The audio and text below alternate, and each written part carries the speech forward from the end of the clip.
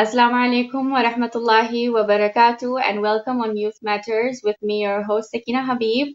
And I hope that all of you are keeping in good health. And thank you for joining once again on Youth Matters. Today's topic, I would like to share a topic that resonates with the youth and the youngsters, and it's a part of students' life because if you even see, when we talk about overseas students and students who basically travel abroad for their education and for their studies, they go through a lot of obstacles and challenges, and it's really not something easy. Although it has long been emphasized how beneficial studying abroad is, with phrases like it will completely revolutionize your life and you will return a different person. However, the specific long term benefits still remain unclear. Statistics, of course, show that on studying abroad, people really gain a lot. For example, according to a poll by the Institute for International Education of Students, IES, it says that 95% of international students believe that going overseas to study helped in their personal development. In other words, you likely return wiser and older and having a stronger feeling of freedom as well. And they also said that it made students feel more confident and help them feel more favorable in their influence and also for basically applying jobs in the future as well. However, there's a lot of pros and cons to this, whether it's true, whether it's not true.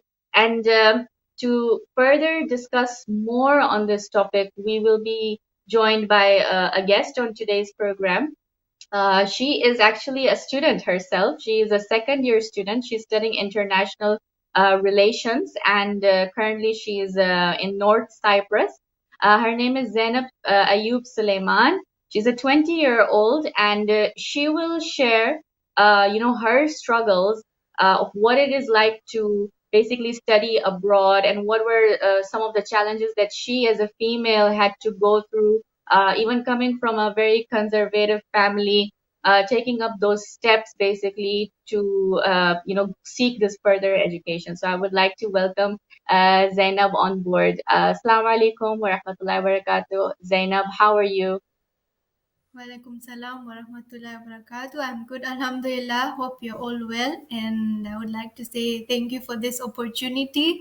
And I'm really excited to discuss this. And I hope all the youth and all the viewers get an idea and see a different perspective of this topic, which I feel is very important and it's very influential nowadays.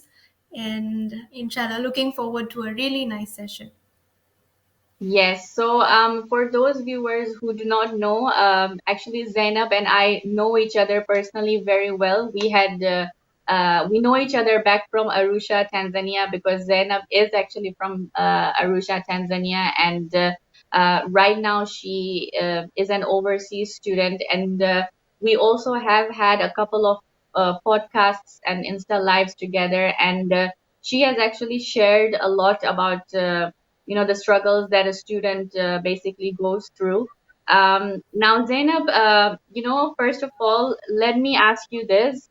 What does it feel like living away from home for you and for basically any student, when they make this decision of going abroad, overseas to any place? So, firstly, I would like to say that everyone's experience is unique. So, don't take someone's perspective in your own. Use their experience as a lesson. But what I would like to say is that everyone struggles. I don't think there is anyone who will tell you that my experience has been so smooth, everything turned out so good. If the university life is good, then you're feeling homesick. So there are all these different things. Personally, for me, the one thing that I tried to do was to create the same kind of environment as home, which doesn't happen. Unfortunately, it's like You can't, it's not the same place, it's not the same house, it's not the same school you were in. So creating that kind of environment doesn't work out, because you are in a place where you're surrounded by many different people, in a diverse culture. Those people that you're not familiar with, their culture is something new to you. So I think that was something that I really, had to adjust, because I'm in my second year. So last year, I had to realize that this is my other home for the time being, and I need to create that space which is comfortable, but it will never be like home. They say home away from home. You have to create the home. And the next thing was, separating my needs and wants. Sometimes we feel like we need to study, or we need to, just engage ourselves in our studies, but sometimes actually your mind needs a break, because you're already overwhelmed with all the stress that you're going through. Just coming to study abroad, it's a really big step. So sometimes you really need to understand what you actually need and what you actually want. Very true. Absolutely. I agree on this. Oftentimes, I think, we're never basically taught or shown that bubble, not that bubble, but that lens of reality. Because oftentimes, when the way university life is projected, basically, um, even if you see in the movies or, in fictional stories, or even when you just hear it from your friends and your family members, sometimes if you're sitting together with them, nobody would actually tell you the reality about it. It will be like it would sound so fantasy and magical, like, okay, I'm going to go to this university and I'm gonna have this circle of friends, amazing friends, all cool and trendy, and I'm going to have this really cool atmosphere with the university friends, and the subjects that I'm going to study, it's going to be all exciting and cool, unless you actually are in that real field, and now you know that it's so difficult to actually manage your daily routine, your subject, your how do you have to gain the credits for the university criteria. Also at the same time, managing where you're going to live, because obviously the accommodation also comes into play. And now if you're especially sharing a room, for example, with someone you don't know, and it's the first time, so it becomes very challenging. And then, as you said, to adjust in an atmosphere where you don't know these people, because everybody comes from a different background, different culture, sometimes even from different religions, right? So it becomes very new for anybody to adapt themselves to that environment. So Zainab, was it easy for you to decide, to move abroad for your further studies? Like, what was the opinion of your parents, for example? Tell us a little about the background that you come from, and what steps did you take basically to, make this decision? So, firstly, I would like to say change is always hard. It's something, it's really difficult for us, especially coming from conservative families. Even Tanzania, where I come from, where I grew up my whole life, Tanzania is a conservative country. The people Yeah. there are different, even though it's a very multicultural country, but you'll see the practices and the values are very conservative. For me, choosing to study abroad was not difficult, because I have elder sisters. We are six of us. We are six sisters, and all of my elder sisters have had different experience in terms of higher education. So for me, I told them that I really want to study abroad, but choosing the right place is never easy. You're trying to secure a good package, safety, especially, as a female coming from a conservative family. It's not easy. Being a Muslim, you have to make sure that where you're going to be, you'll get halal food, you'll be able to pray. These are all the different factors. And Cyprus is some a place that I didn't even know about. So until like last minute, I was like, where should I go? Should I go to Dubai, UK? What are all these options? And of course, with the pandemic and everything, you have to really, try and see the financial criteria as well.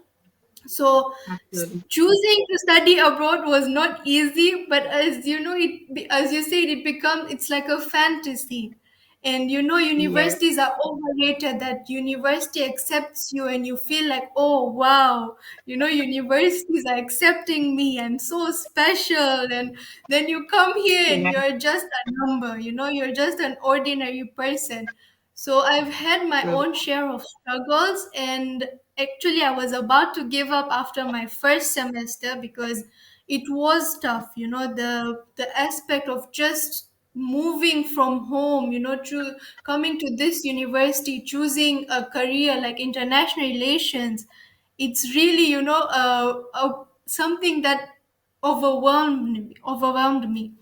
But at the same time, I took the leap of faith once again and I completed my whole year. So I decided to continue. But yeah, it has been a challenge. I'm not going to lie. Obviously, and I'm sure you must have encountered a language barrier issue because it's very normal. As you mentioned, you come from a place such as Tanzania. So when you travel to Cyprus, right? Like what type of people are they, and what sort of language they speak? How have you managed to basically interact with them? Would you like to share that as well? Yes, sure. This is a really good question because cultural shock is honestly a big thing, and no one can teach you how to deal with it, to be honest, because it differs from one person to the other. Everyone comes from a different background. So I'm on the north side of the island, and the Turkish people are the ones that are here. So learning Turkish Okay. is so difficult, and the fact that many Oh, people think I'm Turkish or I'm Arab because some Turkish do speak Arabic, it has really okay. become a challenge for me because they are trying to speak to me, to interact with me, but I don't know the language. At the same time, many of them don't know English, and you won't Ah, believe, but I've met people from Africa as well. But they also don't know about the multicultural aspect of Tanzania. They don't even believe I'm Tanzanian. So that kind of identity crisis has been such a big thing for me. And then you'll see that yes, you're meeting people with different values. And when I came at the beginning, we would have controversial discussion. Now, of course, coming from a conservative family, it's something sometimes you feel attacked when someone asks you about the hijab or just your family traditions and practices. And but what I would like to say is that you need to be open. I think university teaches you that someone is not trying yes, to attack you or trying to tell you that you need to change it or what you're doing is yes. not right, because those are your core values. You need to understand Absolutely. what your core values are. Those are the ones that are your foundation. So when we would have this kind of discussions, I was like, wow, university is such a big deal at some point, because you've not dealt with that kind of community and you're trying to see that, okay, people are asking me such questions. How do I deal with them? How do I answer them? Do I just go quiet and be alone, or do I actually interact and see their opinions? Because what's normal to them is not normal to you. What's normal to you is not normal to them. And there's no such thing as what is right and what is wrong. So coming to Cyprus, of course, it was a challenge, but I think with these challenges, you get to learn a lot about yourself and about people, which will help deal with others in life. Zainab, thanks for I think you've brought up some really key, two, three key points that I really appreciate. One was about the cultural shock. The second thing was about the language barrier.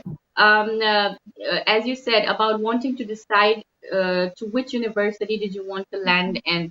Oftentimes, even when we have these career counselors, who do help us out basically to, approach university, right? When we are in our final years of our Cambridge A levels and all of that. I personally struggled with that as well because most of my friends in my circle went for medicine and these common fields like engineering and all of that, and a field like media and communication was pretty much less known at that time. I'm talking about like 5 6 years back.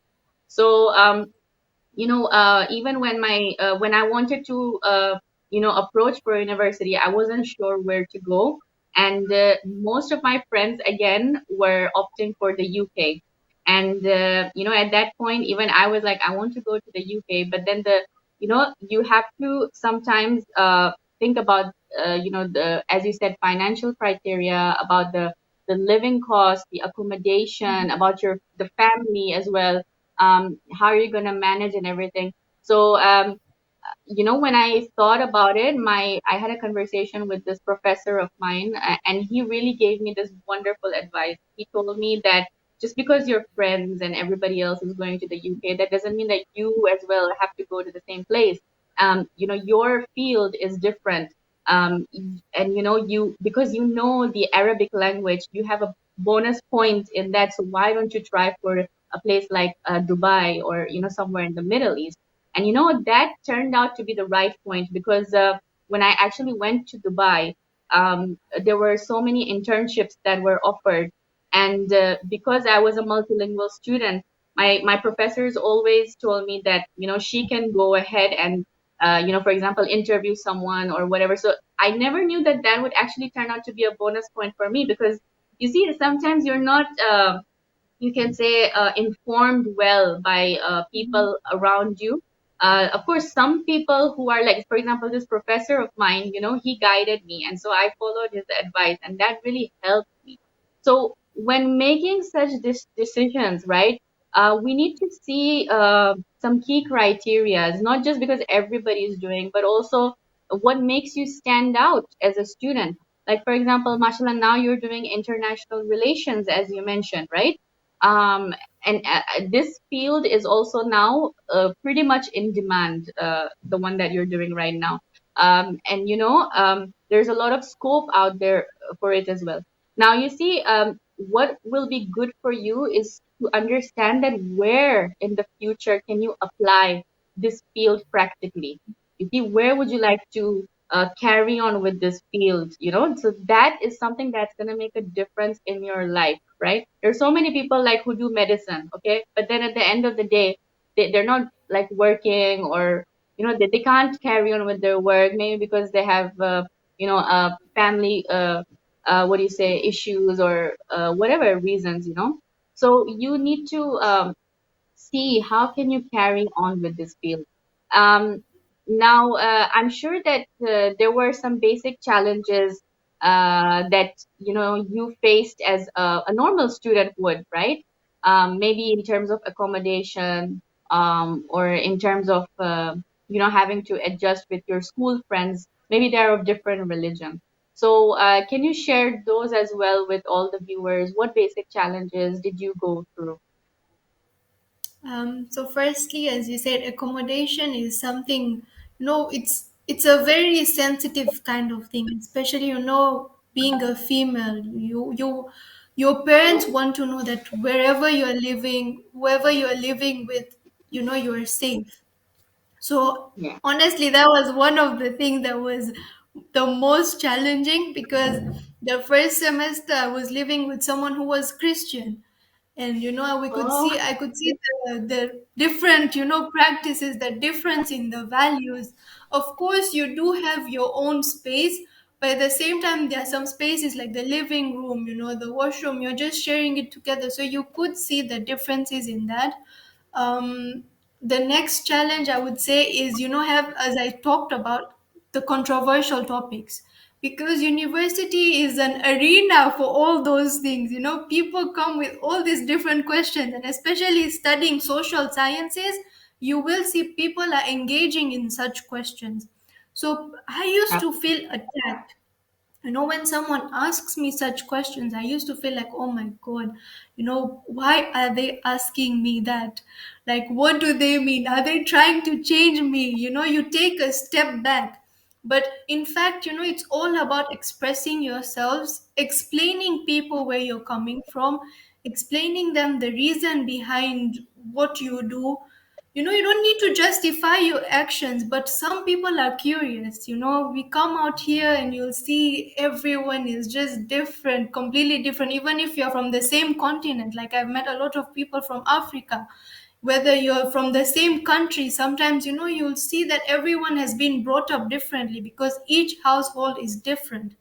So that was one of the Absolutely. things that I really had to, learn on how to engage with people, how to, present myself, because there are certain norms which might be familiar to you, but they're not familiar to them. So Yeah. just coming together and discussing such things have has been, it has really impacted me. It has influenced me as to, when I'm having discussions now, I have the understanding, rather than being judgmental, we need to be more understanding. You come Absolutely. here, make sure you're open to all the awareness and self-awareness, so you Yeah. actually know what you want, who you are, and why you do certain things, how you do them.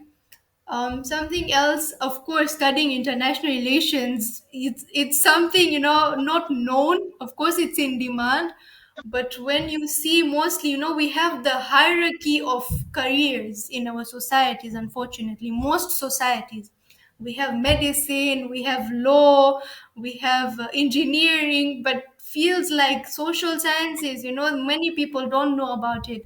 So there were Don't times know I about it. was skeptical about it. Should I go on with it, or should I just, change my career? Is this the right career? But what I know is that I'm passionate about it, and I will work hard for it, and I will get where I'm supposed to, inshallah.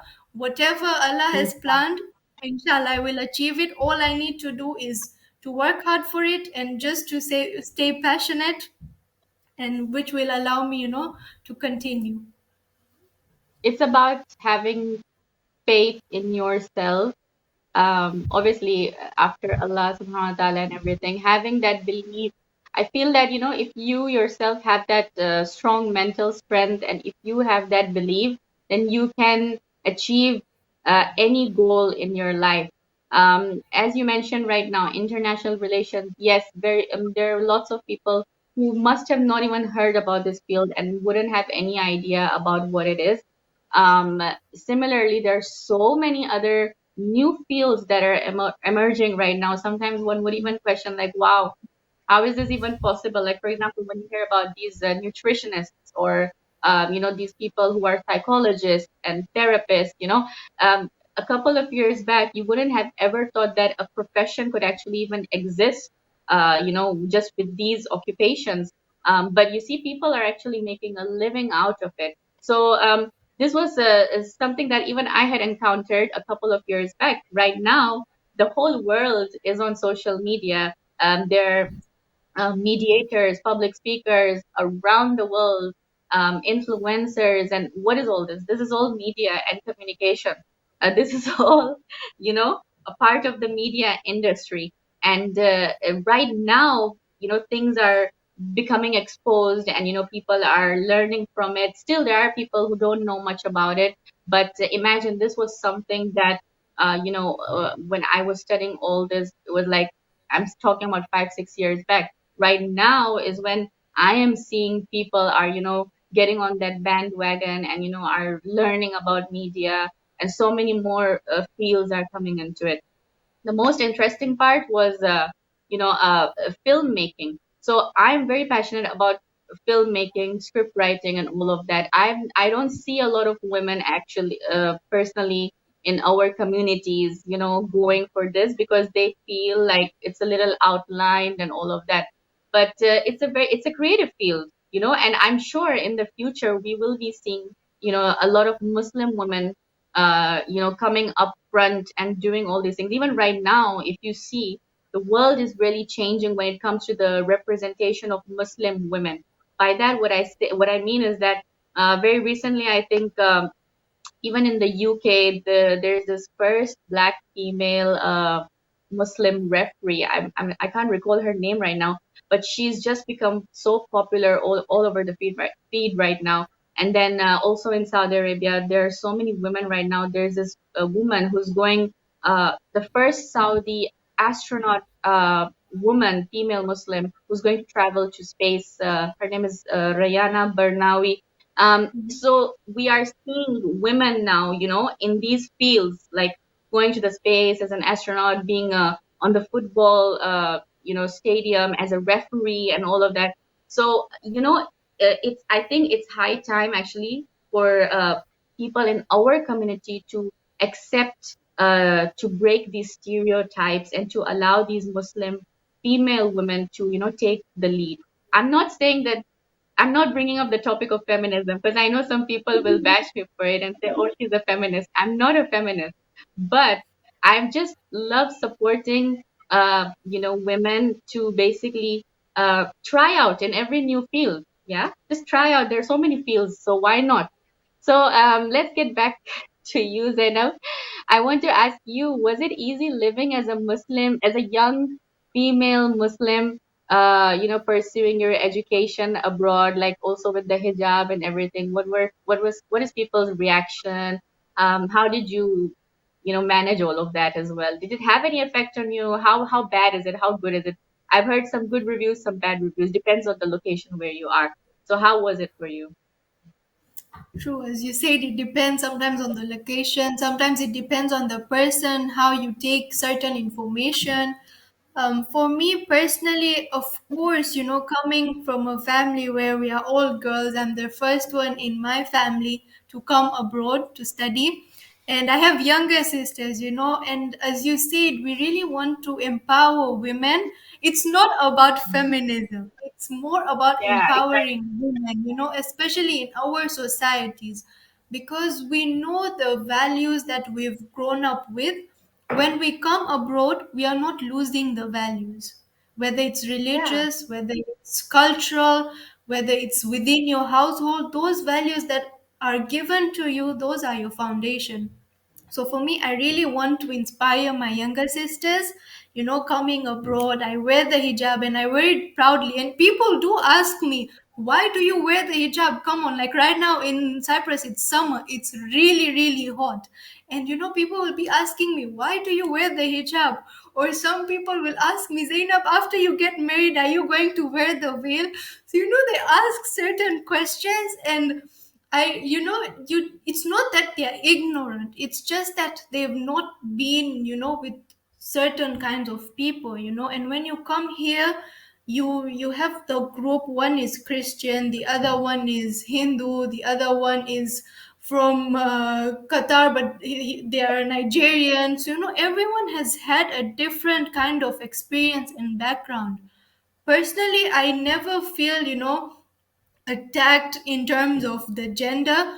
But of course, we have topics like feminism. You might speak up and they're like, oh wow, she's very bold, because she's a Muslim. I mean, Muslim women are oppressed, and she's from a conservative families. She is bound by the rules and by all these different things. Like, how does she go about her life? And for me personally, as I said, you don't need to justify your actions, or you don't need to justify the way you do things. But it's more about explaining people. When they ask you certain questions, explain it to them, because I feel like even our religion, it's based on knowledge, gaining knowledge and also giving knowledge. So from what try and explain it to others.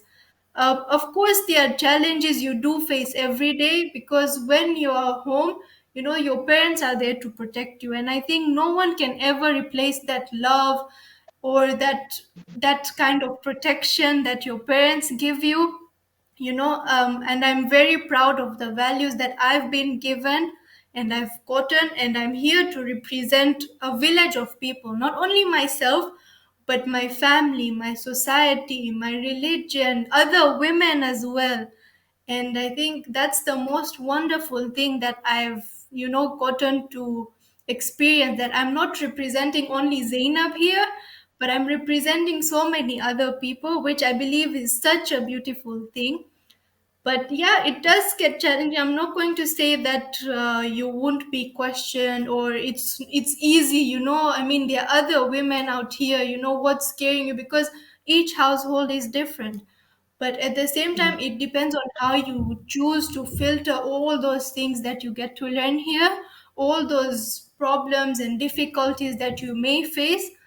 With religion, I personally have not gotten the questions as to, or the certain judgments that might be negative. I have not faced that, alhamdulillah. But I do know that it's a topic that really needs to be discussed, because sometimes females feel like, if I discuss this, then it may affect me, or it may affect my family. But I believe it's more about the representation, and we create a Yes, stronger community when we come together. So yeah. definitely, definitely. Thank you for sharing that. That's very commendable, and I appreciate the fact that you brought in the fact about maintaining your key values, about your upbringing, about maintaining your religion, because obviously when we go abroad, we see a lot of things happening in front of our eyes, sometimes which are out of the boundaries that were set at our home, for example, right? So, when we come across those situations, we need to basically know what's right and what's wrong. How far can I proceed with that? How far should I prevent myself from that? So, that sort of wisdom also is highly necessary. So that depends on the upbringing of the person basically. And also, in our friend circle, you'll find people religions, Christians, they could be Hindus, they could be, we have Muslims of different sects and all of that. So at the end of the day, it's, how are you maintaining that bond at the same time without having to cross your boundaries or your limits. Even the person who with will respect you back because you know how to maintain your values in front of them. So I think you mentioned that very. Thank you so much, Zainab, for being on today's program. And I'm honestly very inspired by you. Mashallah, you're so mature, and the way you discuss each and every single point, I personally resonated with it. And I hope that it can help all the Muslim brothers and sisters out there as well who are at the moment, currently studying or whatever. And when we spoke today about studying abroad, it can be for any type of category of people, anybody basically who's studying abroad, like it could be someone young, middle aged, or whatever. So at the end, just as we are wrapping up and we're coming towards the end of our program, Zainab, are there any last final words that you'd like to share with everybody? Thank you so much. Personally, I would like to say that have faith in yourself, be self reliant. It's not easy, but at the same time, I think we are at an age where we need to make wise decisions.